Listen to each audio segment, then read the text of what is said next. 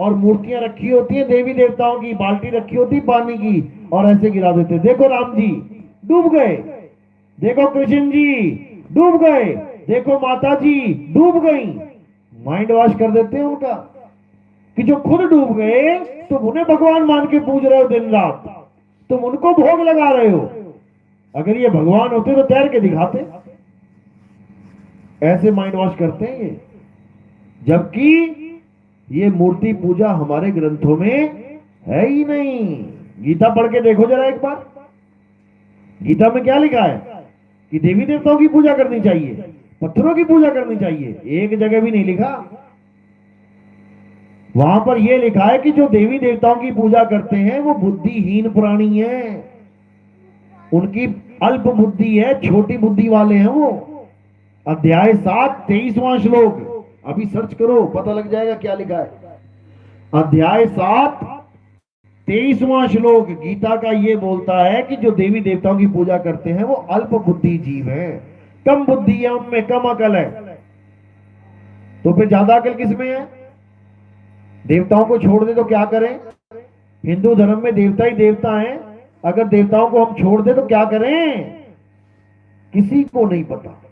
जितने टीवी में बाबा बैठे हुए हैं, जितने यूट्यूब पे ये हिंदू धर्म का प्रचार कर रहे हैं, अगर इनसे मूर्तियां छीन ली जाएं, इनका खेल खत्म हो जाता है। क्योंकि इनको पता ही नहीं है कि मूर्ति के आगे है क्या, मूर्ति से आगे करें क्या, क्योंकि गीता नहीं पढ़ते। अगर गीता पढ़ रहे ये लोग तो इनकी आंखें खुल जाएंगी। क्या लिखा है गीता में कि हे अर्जुन, इस दुनिया में जो सत्य को प्राप्त करने के लिए तत्पर रहते हैं वही भगत मुझे अत्यंत प्रिय है।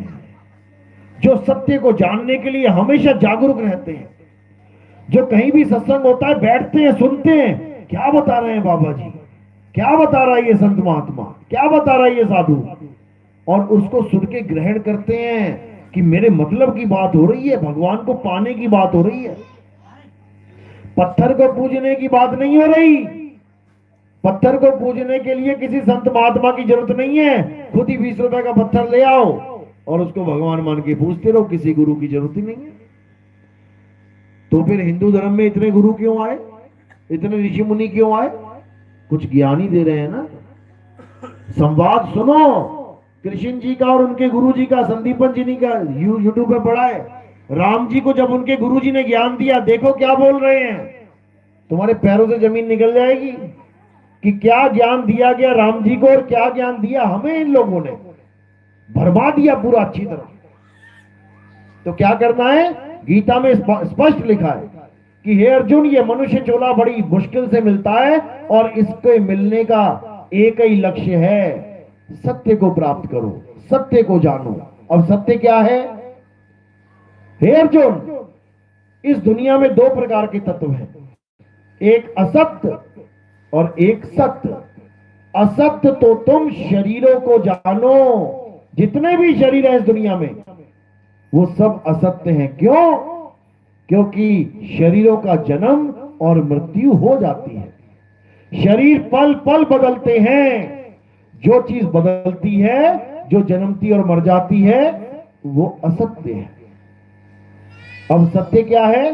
हे अर्जुन, सत्य वो है जो कभी बदलता नहीं है, जो कभी जन्मता और मरता नहीं है, जो सदा एक रस अखंड रहता है, वही सत्य है। क्या है ऐसी चीज जो हमेशा एक सी रहती है? ये मंदिर आज कैसा है, कल को और बन गया, कैसा हो गया, परसों को और बन गया, किसी ने तोड़ दिया, हो गया काम। ये मस्जिद आज बनाई, नींव रखी, आज 2 ईंटें रखी, 4 ईंटें रखी, रोज बदल रहा है, रोज बन के तैयार हो गया, सरकारी बुलडोजर आया तोड़ के चला गया। ये एक से नहीं रहते। कोई मूर्ति अभी उठा के लेके आए बनाने के लिए, मिट्टी रखी, देखो रोज बदल रही है, रोज बन रही है। पूरी मिट्टी, पूरी मूर्ति बना के मंदिर में रखी, गलती से गिर गई, उंगली टूट गई, फिर वहां से उठा के बाहर ले गए और खंडित हो गई। वो भी सत्य नहीं है, वो भी सत्य नहीं है। सत्य क्या है? वो जो कभी पैदा भी नहीं होता, जो कभी मरता नहीं है, वो जो हमेशा एक सा रहता है, कभी बदलता नहीं है, वो जिसे अग्नि जला नहीं सकती, वायु सुखा नहीं सकती, जल भिगो नहीं सकता, अस्त्र शस्त्र उसे काट नहीं सकते। अब समझ में आया क्या है? एक ही चीज है, एक ही चीज है जिसे कोई कुछ कर ही नहीं सकता, और वो है आत्मा। हे अर्जुन, ये आत्मा जन्मा है, नित्य है, शाश्वत है, अडोल है, अचल है, पुरातन है। ये आत्मा ही सत्य सनातन है। जो लोग देवी देवताओं की पूजा करते हैं वो देवलोक को जाते हैं, जो पितरों की पूजा करते हैं वो पितरलोक को जाते हैं, जो भूत प्रेतों की पूजा करते हैं वो भूत प्रेतों के लोक में जन्म लेते हैं। ये तीनों अज्ञानी कभी मुझ शाश्वत को प्राप्त नहीं कर सकते। बिल्कुल क्लियर लिखा हुआ है। यानी देवी देवताओं की पूजा करने वाले कभी मुक्ति प्राप्त नहीं कर सकते, कभी परमात्मा को प्राप्त नहीं कर सकते। देवी देवता की पूजा करने वाले हिंदू कहलाते हैं, और आत्म देव की पूजा करने वाले सनातनी कहलाते हैं। जो अपने आप को सनातनी कहते हैं उन्हें सनातन का मतलब तक नहीं पता, अर्थ तक नहीं पता। 1000 लोगों से पूछोगे तो कोई बिरला एक बंदा बता पाएगा कि सनातन का मतलब क्या होता है, अर्थ क्या होता है। लेकिन झंडे सारे उठा लेंगे कि हम सनातनी हैं, हम सनातनी हैं। भाई सनातनी वो है जो शरीरों की पूजा, पत्थरों की पूजा, नाशवान वस्तुओं की पूजा नहीं करता। सनातनी वो है जो केवल एक की पूजा करता है, और उसका नाम है आत्मदेव। देवों के देव महादेव आत्मदेव। गुरु ग्रंथ साहब में बिल्कुल क्लियर बता रखा है कि पूजा के लिए कौन है? आत्मदेव पूजिए, गुरु के सहज सुभाए। यानी बिना गुरु के तुम हर कार्य कर लोगे, चाहे सही कर पाओ चाहे गलत कर पाओ,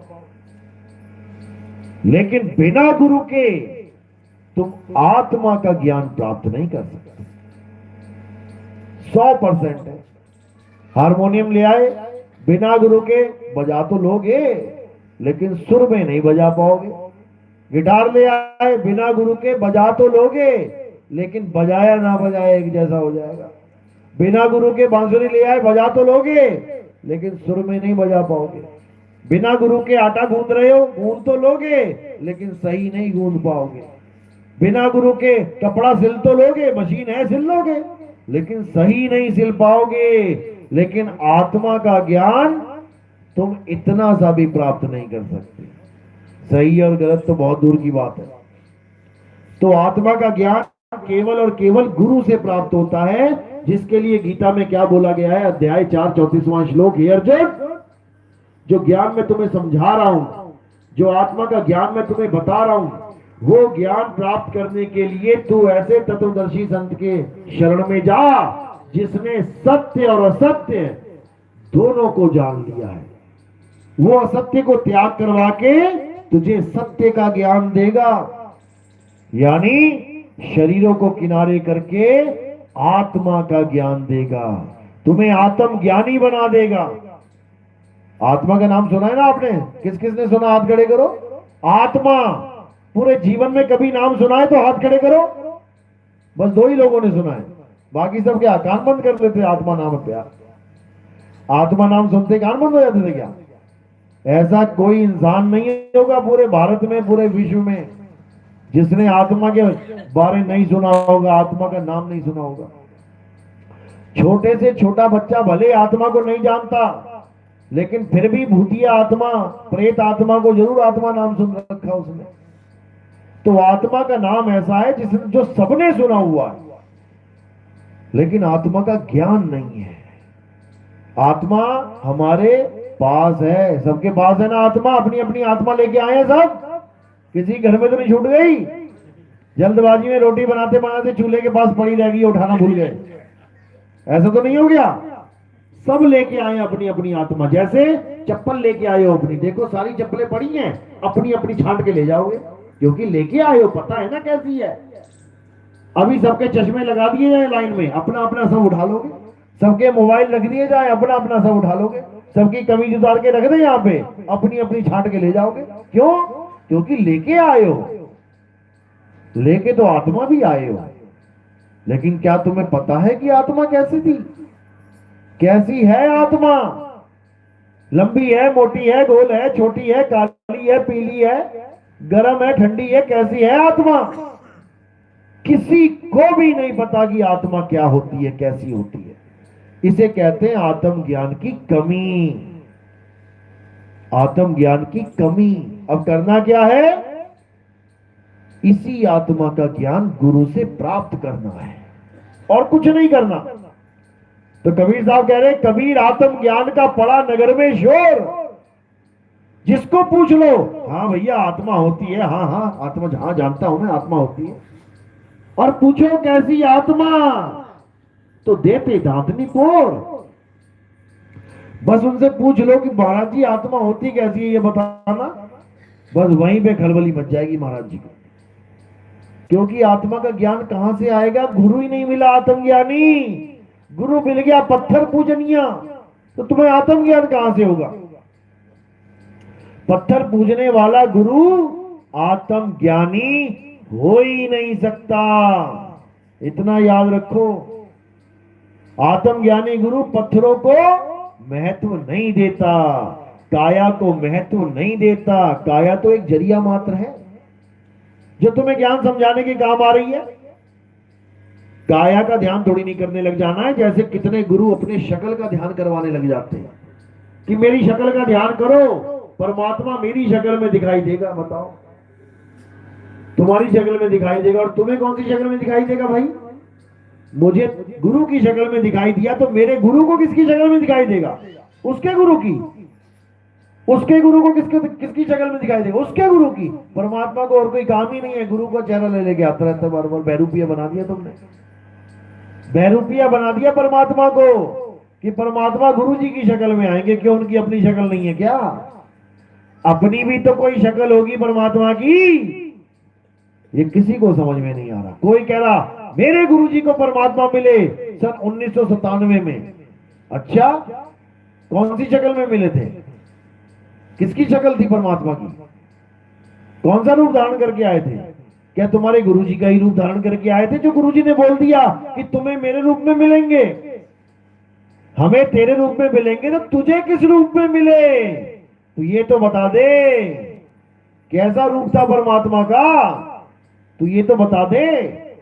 अगर मुझे मेरे गुरु के रूप में मिलेंगे, तो तुझे तेरे गुरु के रूप में मिले होंगे। पूछो, सवाल करो, तब समझ में आएगा कहानी कहां जा रही है ये। लेकिन असलियत ये है कि परमात्मा जिसको भी मिलते हैं, मिलते तो काया रूप में ही हैं, लेकिन वो काया रूप होते नहीं है। वो ये नहीं कहते कि जिस रूप में मैं तुझे मिलाऊं इसी रूप से तेरी मुक्ति हो जाएगी, बिल्कुल नहीं। वो रूप तो उन्होंने काशी में 120 साल तक धारण किया रखा, फिर तो जिसने भी परमात्मा को देखा मुक्ति हो जानी चाहिए उसकी। वो उनका रूप है ही नहीं। उनका रूप क्या है? शब्द रूप है। हम हैं शब्द, शब्द हम माही, हमसे भिन्न और कछु नाही। शब्द न बिन से देही, कहे कबीर हम शब्द सने। कि हे जीव, मेरा रूप शब्द है। शब्द यानी कोई हिंदी पंजाबी उर्दू फारसी का शब्द नहीं। शब्द यानी आत्मदेव। शब्द ही आत्मा है। उस शब्द का ही भेद जानना है। शब्द जपने नहीं है, जपने वाले शब्दों को छोड़ना है, जपने वाले अक्षरों को त्यागना है, और उस आदि अक्षर को जानना है जिसको आत्मदेव कहा गया है। तो कहते हैं 52 अक्षर जीव आधारा, आदि अक्षर जीभ्या से न्यारा। वाही को सत सिमरण कहिए, सिमर सिमर नर उतरो पारा। ये 52 अक्षरों के द्वारा बनाए जाने वाले जितने भी नाम हैं, ये सब छोड़ देने हैं। सोई गुरु पूरा कहावे, जो 2 अक्षर का भेद बतावे। एक छुड़ावे, एक लखावे, तब प्राणी निज घर को जावे। एक छुड़ावे यानी ये सारे नाम मंत्र छोड़ दे। ओम ओम कलीम कलीम हरिम हरिम छोड़ दे।